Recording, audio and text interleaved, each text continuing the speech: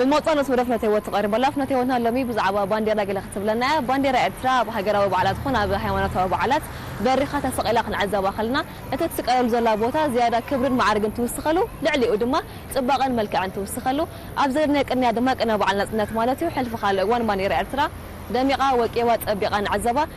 تسقيلات له زلا اكباب دما حلف خال وان صبيقاتون ا معرقاتون يا زلا بانديرا ارترا اتلكع ترجما كتفدح كوينا بتلكع اغابا كتسقلالوا كاب صقام نيوان ان بلبلت مالتيو كون مزي كون جيجا تركم يدهب جيجا سئل دما نحز مالتيو اذا سلازم خنا بعد تقصر مدبنا بزعوازن كلنا قال خطب لنا ابزوريا ناي زماتي قال خطب لنا بحبر نكاتلنا تحس مدب كسكركم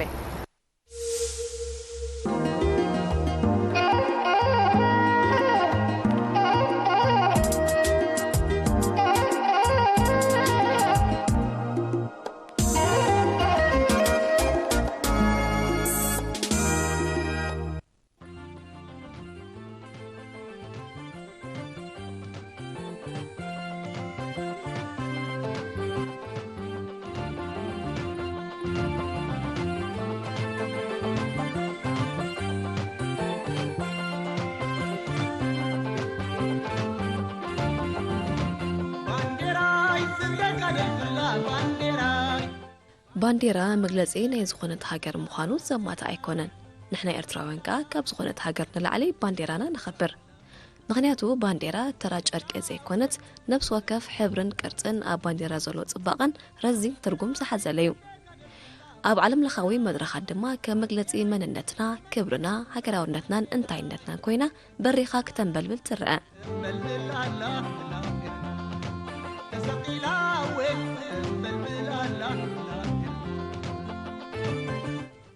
لتنال كولونيل كبروم عند ميكائيل نصنت اب ممزا اب استحلفه قاسن نصنت كم كل زيغا اجامو زبركته حربنياي اذا وصيتي 30 عامات زوسدت هاجراوي حلاقه زخانه بانديرا اب تسقللو زعزبو غي اغباب مس زعزب بزي مقرمتا وي ون ريتو كحلف سخيل ايكونن مجمراتي كبرنا بانديرا زرد اكاسي ኤርትራ ከም ሃገር ከይኮነት ገዛእታ ኢትዮጵያ ፍላይ ድማ ሃይለ ስላሰኮ ንመንነትና ንምሕኻኽ ተን ማዕረተ ሰቂለን ዝነበራ ባንዴራናት ናይ ኢትዮጵያ ናይ ኤርትራንሲ ካብኣኹም ተወሪድ ገይሮ ዝኹሉ ድሰዓበ ፖለቲካዊ ቃልሲ ብረታዊ ቃልሲ ኣኒ ውጽኢት ነዛ ባንዴራ እዚኣ ንምምጻእ ስለ ዝኾነ ክብር ናይ ባንዴራ በዚ ዝርዳእናት ማልያ ዝብሉ ሰብ ዝደኸመላ ዝተሰዋኣላ ላዕልን ታሕትን ዝበላ ናብ ስደት ዝኸደላ من تزوان درجة أصل زخنة أبزخنة أوان بخبرة تتحازن من النتاخة أصبي قصة كرد عن زلو أتحساسبه أب كل لسك سر زول أمنتي زلني سولانا اسملاش Eritrean National Symbols the Legal Standardization and Recognition بزبل أرستي بزعبها جراون حلاقات بزنعتها وتصحف زقربت من رقتي عود حقيا بانديرا كم أكل هجراوان حلاقات كوهابا زلو كبري أب أسقاقلا حبري عينت كرتي وزته ككبر زقبوت انقاطات دما كم أكل مصنعته وصحفة زغربته نتبتاتيو مبقسي مصنعته وصحفة بقر أب غازيتا حداث إرتراز رخبته نبانديرا كقلت زفتر قدلت زلو كوينو استرايا صحفي نيرو كابزتا بقيسا دما بانديرا إرترا كوهابا زقبو كبرن رزنتن بعين حق إرترا كتفتش تبقيسا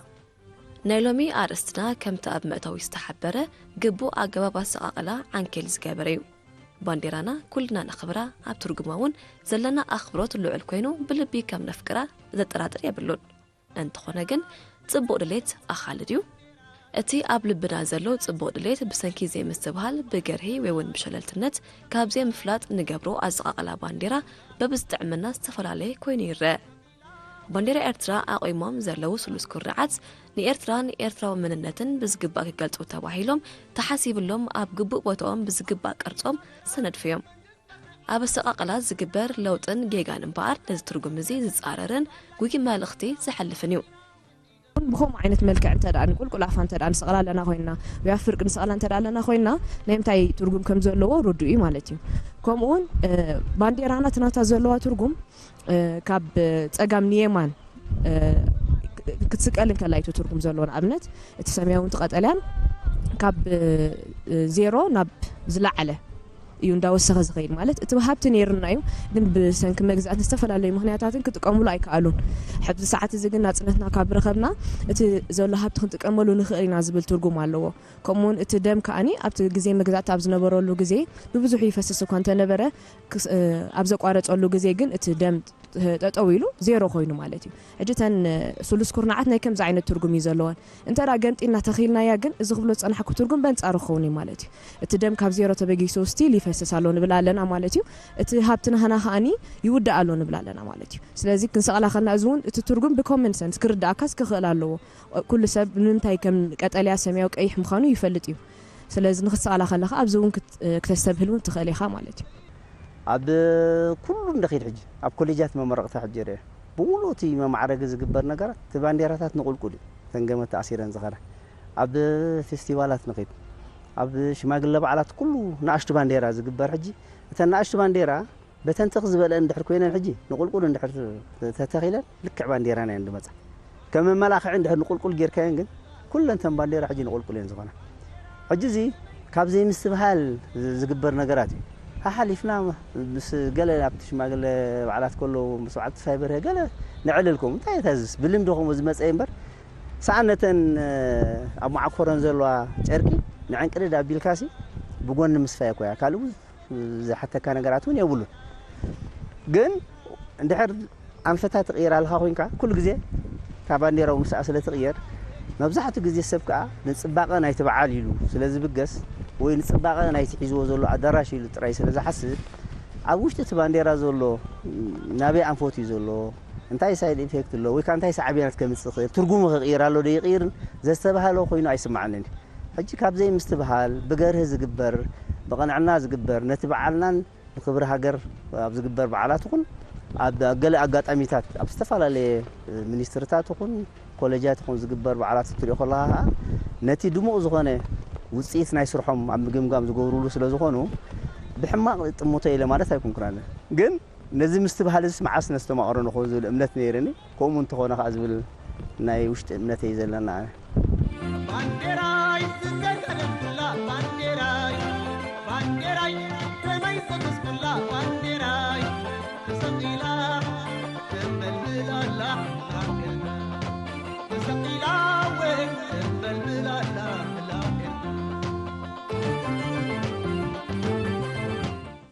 ኩሉ ኤርትራዊ ንጽቡቕ ኢሉ በዓሉ ከድምቕ ከማዕረግ ባንዴራ ይሰቅል ይሽልም እንተኾነ ከምዚ ክግለጽ ዝጸንሐ ግጉይ ኣገባብ ኣሰቓቕላ ምስ ዝኸውን እቲ ዝግባእ ክብርን ትርጉምን ይጎድሎ ክብሮም እውን ከምዚ ክዕዘብ ከሎ ስምዒቱን ክቆጻጸር ኣብ ዘይክእሉ ደረጃ ከም ዝበጽሕ ዝገልጽ ሕማቕ እዩ ከሎ ብሓጺሩ ምክንያቱ ባንዴራ ሲ እንድሕር መግለጺ መንነትካን መግለጺ ናይታ ሃገሬ ኤርትራ ትብላ ከም ውክልና ኮይና ኣብ ሙሉእ ዓለም ተንበልብል ኤርትራ ተሰኪማ ወይ ሓንቲ ሃገር ናብ ዝኾነ ዓዲ እኮ ባዕላ ብኣካል ኣይኮነን ትንቀሳቐስ እታ ውክልና ዝኾነት ባንዴራ ነታ ሃገር ተሰሚያ እንድሕር ስጋብ ክንዱኡ ክብሪ ሃልይዋ ኮይኑ ኣብ ሙሉእ ዓለም መላለየት ኮይና ትሕሰብ ሃልያ ኮይና ኣብ ውሽጢ ዓድኻ ሲ ስለምንታይ ኢኻ ከምቲ ኣብ ሙሉእ ዓለም ዋላ ኣብቲ ናይ ዩኤን ክስቀላ ከሎ ባንዴራ ተሪእኻ እኮ ከተንበልብል ከሎ ዝስማዓካ ሓበን ኣብ ዓድኻ ካ ልክዕ ከምኡ ክኸውን ኣለዎ ዝብል እምነት ስለ ዘለኒ ሕጂ ኣብ ዝተፈላለየ ኣጋጣሚታት ካብ ነዊሕ እዋናት ሒዘ ኣነ ሕጂ ከምኡ እንዳሰነድኩ ሕማቅ ክርኢ ከለኹ ሲ ብሞባይል ገለ ካሜራ ክማልኣ ከለኻ ብካሜራ እንዳሰኣልኩ ዝኸይድ ነይረ ምክንያት ስለምንታይ እዮም ከምኡ ዝገብሩ ዝብል ኣተሓሳስባ እንዲኻ ትኸይድ መብዛሕትኡ ካብ ሸለልትነት ብዕምቆት ዘይምርዳእ ካልኣይ ከዓ ብዝኾነ እንድሕር ሰቒልካያ ሲ ሕማቕ ነገር ኣይተምፅና ካብ ዝብል ኣተሓሳስባ ስለ ዝኾነ ከመይ ጌርካ ነዛ ሕማቕ ኣተሓሳስባ ወይ ሕማቕ ኣይኮነትን ክሰቕላ ከለኹ ሲ እንታይ የተኽፋኣላ ጽብቕቲ ዳ ዘላ ሕማቕ ዝብል ኣብ ልቢ ሰብ ስጋዕ ብሰርፅ መረዳእታ መዓስ መዓልቲ ይውሃብ ኸውን ዝብል ኣተሓሳስባ እዩ ነይርኒ ባንዴራ ክትስቀልን ክትወርድን ክንክተሎ ዝግባአና ኣገባብ ንማንም ሕቡእ ኣይኮነን ብሃገራዊ መዝሙር ትስቀል ብሃገራዊ መዝሙር ድማ ትወርድ በዚካዚ ባንዴራ ድሕሪ ሰዓት 6 ድሕሪ ቀትሪ ተሰቒላ ክትረአ ግቡእ ኣይኮነን ክትወርደሉ ዘይብላ ቦታ ተኾይኑ ድማ መብራህቲ ተገይሩላ ብግቡእ ክትንጸባርቐሉን ክትረኣየሉን ተገይሩ ክኸውን ይግባእ ኣብ ግዜ መግዛእቲ ስርዓት ሃይለ ስላሴ ይኹን ስርዓት ደርግ ሰዓታት ምስቃል ባንዴራ ይኹን ምውራድ ኣብ ዝኣኸለሉ ማንም ሓላፍ መገዲ ደው ኢሉ ዋኒኑ ገዲፉ ባንዴራ ገዛእቲ ሓይልታት ከኽብር ይሕተት ከም ዝነበረ ተዘክሮታት ሰብ ቀደም ይሕብረና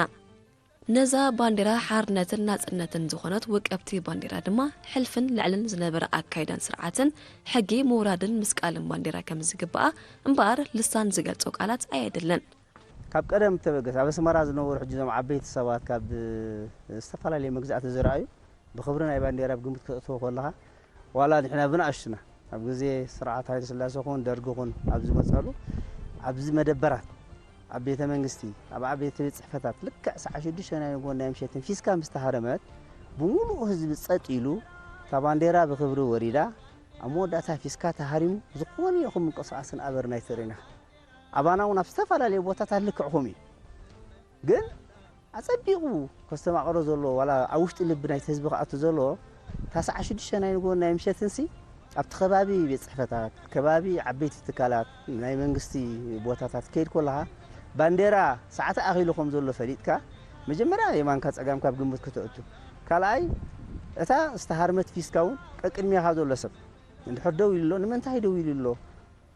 አረጋጊጽካ ታሳዓቱ እንድሕር ብዛዕባ ታ ባንዴራ ተሐስባለህ ኮንኩ ታሳዓት ዝክራ ለዚ ኣብ ልብና ኩሉ ሰብ እጂ ብዕምቆት ክርድኦም ከስተባሃሉን ዝግበኦ ኮይኑ ይስማዓን ምክንያቱ ኣብ ዝተፋላለየ ጋር ማዕልያ ዘይብሉ ሰብ ጠጠው ኢሉ ኮሉ ሓደ ሰብ እጂ ስለምታይ ጠጠው ኢሉ እውን ደው እንደበል ናቤት ኸይዳላ ገለ ዝብል ዘረባታቱን ሰሚዓ ኣብ ገለ ጋጣሚታት ኣነ ሕጂ የርየ ገለ ሕጂ እንታይ እዮም ዘርድኦ ካዚስ ልክ ባንዴራስ ኣብ ሰዓታት ወርድን ትዲብን ምዃና አፍልጦ ናይ ኩሉ ሕብረተሰብ ካብና ይሽጥቁ ተማሃሮ ጀሚርካ እንዳጎስኮስናዮም እንዳረዳናዮም እንድሕር ንኸይድ ኮይና ሓደ መረዳታ ክንሕዝ ንኽእልና ሕጂ እዚ መረዳታ እዚ እንተዝዓቢ ተኸብሪ ናይ ባንዴራኻ ኣብ ነው ሰከፍ ቆልዓ እንዳዓብየት ዓብይ ሰዓት ጠጠው ትብል ከመይ ጌርካ ተውርዳ ንኽብራ እንታይ ክንገብር ኣለና ዝብል ዝያዳ መዓምቆ ኮይኑ ስማዓኒ እዚ ሕጂ ካብ መዋእለ ህፃናት ጀሚርካ ኩሎም ቤት ትምህርታት ኩስኩሳሎ ዝግባእን ብኣጠቓላልኻት ሕብረተሰብ እታ ናይ ሰዓት ናይ ባንዴራ ፈሊጡ ኣብ ነው ሰከፍ ትካላት ክሓልፍ ከሎዚ ነታ ናይ ሙራድን ናይ ሚድያብን ክብሪ ክባ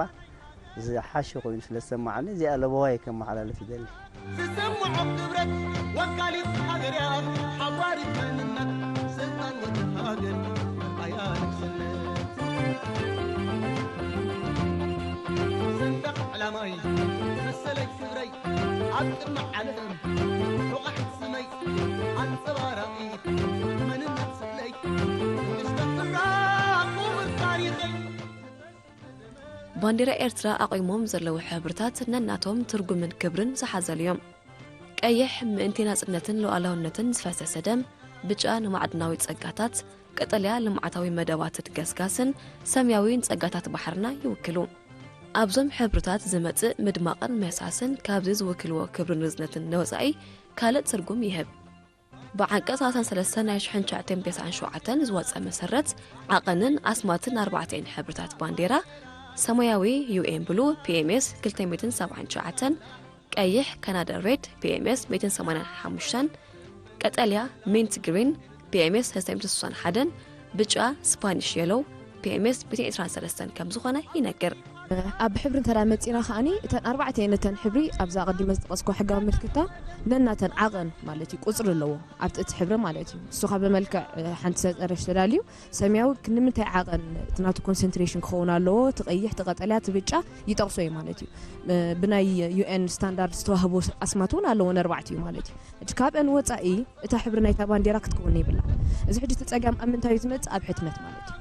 እጃብ ሕትመትን ኣብ ምዝርጋሕን ሓደ ተቐንዲ ክንጥንቀቐሉ ዘለና ነጥብ እዚ ይኾን ዘሎ እቲ ዝሕተም ኣበይ ይሕተም ዘሎ ምስተሓትምኻ ኣብ ምዝርጋሕ ካስ ብኸመይ መንገዲ እዩ ክዝርጋሕ ዘሎ እንተዳቶም ዝሓትሙ ኣካላት ወይ ካቶም ዝሓትሙ ትካላት እንተዳኒ ዝግባእ ቁጽጽር እንተዳ ተገይሩሎም ነዛ ሰጠረድ እዚኣ መሃብ ንዕኦም ትናቶም ስራሕ ተቃልሎም እምበር ኣይተካብደሎም ነ ምክንያቱ ትልክዕ ዓቐን ትፈልጦት ስለ ዘለኻ ናይ ትሕብሪ ማለት እዩ ኣብ ምዝርጋሕ ካኹሙ ቶም ዝዝርግሑ ጨንፈራት እንተዳ ፍሉጣት እንተዳ ኮይኖም ኣብ ዝኾነ ግዜ እንተዳ ሓንቲ ባንዴራ ዝተገዘት ዝኾነ ጌጋ ምዝህልዋ ልክዕ ናብቲ ጨንፈር ዝርግሓ ዘሎ ኸይድካ ንኽትእርማ ወላውን ንዓኻ ቀሊል ይኸውን ማለት እዩ ካልእ ኣብ ዙርያ ክብሪ ባንዴራ ዝለዓል ኣርስቲ ጉዳይ ንግዳዊ መዓላ እዩ ኣብዚ ግዜ እዚ ባንዴራ ኤርትራ ዝኣተወቶ ንብረት የለን ክበሃል ይከኣል ኤርትራዊ ክብሩ ክገልጽ ፍቅሩ ሃገሩ ከድምቕ ጽባቐ ባንዴራ ከጎልሕ ባንዴራ ኣብ ነፍሱ ወከፍ ስግሙ ከስዕባ ኣይጸልአን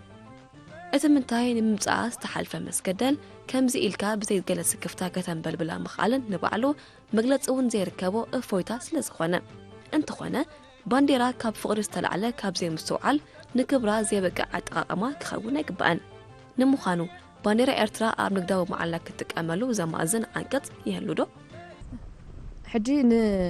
نتا بانديرا اب منتاي كونتاتيا حدا حقاوي مسرح كتمصلنا نخلينا انت راه حسبنا ምናልባት ኣብናህና ዘሎ ናይ መሰጋገር ገበናው ሕጊ ኤርትራ ኣብ ዘሎ ዓንቀጻት ኣብ ዝኾነ ግዜ ተራ ተቀዲዳ ወይ እንተ ዳ ተደርብያ ዝኾነ ንዑ ዝመሳሰ ተግባራት ምዝግበር ካብ 3 ወርሕ ዘይ ውሕድ ማእሰርቲ ብገንዘብ ይቅጽዕ ካብ ወጻ ግን ኣብ ንግዳው መዓላ ስለተጠቀም ካላ ዝቅጽዕ ዓንቀጽ ክሳብ ሕጂ ይብልና ግን ኣነ ብነፍሰይ ክሪኦም ከለኹ ኣብ ንግዳው መዓላ ሓደ ባንዴራ ክተውዕሎን ከለኻ ብኽልተ ዓይኒ ክጥምቶለካ ሓደ بتحدى مجلتي ناي هجراونت كون خلينا حدا سب ناتو سمعت بو طراي كغلصو زخل كوني خلي مناتو كم نريو كمان ابزخونه بعلات لتي بانديرا مثل زلو اب قبيع ديو اب كدان غيرو مخ كنقاساقسون كلو دسمع سمعت يرداكاي بتحدى وغن كرين كلنا خاني اتي بشللتነት ወይ ካኒ ነቲ ባንዴራ ክብር ብምሃብ ዘይ ተሰርሐ ዓይነት ዲዛይን ስንተራቆም ኮይኑ ኻ እሱ ዘምጾ ኣብ ዓለም ለኻዊ ነታ ሃገር ዘጸዋዕ ስም ካሊ ይዝኸው ሕጂ ብፍላይ ኣምታይ ክትሪኦ ትኽእል ኣብ ኢንተርኔት ማለት እዩ ኣብ ኢንተርኔት እንተዳኒ ባንዴራ ናይ ኤርትራ ኢልና እንተዳ ደሊና ኣዝዩ ፍሉይ ኣዝዩ ብዙሕ ዝኾነ ዓይነታት ናይታ ባንዴራ ኢና ንረክብ እዚ ኻ ስለምንታይ እዩ እተን ተዓቀናይ ትሕብር ድዩ ተዓቀናይ ታ ባንዴራ ድዩ እተኣሳላ ድዩ بلك كساب زي فلطو بستفلالي يعني ديزاينز كسرحو يخلي كساب اب نقداو معلا وعيلو مو بحق زقطعو مخنيات كساب زي هالو كم زدلي وغيرم كسلويم كم زخغاطم كلو خاني اتنات كامنت ويكا اتنات كا كبر خاص يصرفالو مالتي ስለዚህ بخلت يوزو هريون كلا هاجراتنا ابنت تراوسينا اب امريكا بانديرا اب استفلالي نقداو معلا خطقملا ولا حدا صقم زبحال يبلو نعوم كساب نت كبرناتهم زي صرفه مالتي بخو مخاب زخونه اب كوبايادو اب كداونتي اب زخونه تفلالي نغرات نريوينا بنصارو انت انا ماكلاي مرا انت رامطينا هاني كم بعد سعود عرب بتقلالا اب زخونه ነገር ንخهلو አይደል ያኔ ምክንያቱ አትክብሪ ምስ ሃይማኖት ምትሐስለ ዘልወተ ባንዴራኦም ብፍላይ ነዚ ነገራት አጠቃሊሎም ኣብ ዝኾነ ነገር ናቶም ባንዴራ ካአቱ ይደልንም ምናልባት ኣብ ዋንጫ ዓለም ኣብ ተሳተፉሉ ግዜውን ከይተረፈ ናይ ቡምላትን ተሳተፈ ሃገራት ባንዴራታት ኣብታ ኩዕሾ ምስሓቶም ወፊፋ ኢሚዲየትሊ ከይሰሙ ከሲሶም ድማ ልክዕታ ባንዴራ ካብታ ኩዕሶ ክትእለለዋ ስለዝበልዎም ተን ቡሙል እነት ቡሙል ዋንጫ ዓለም ነቲ ቶርናመንት ተዳለው ኩዕሶታት ተኣሌን ከም በሓድሽን ኩዕሶታት ቀሪቦም ማለት እዩ ምክንያቱ ሓደ ክንዱ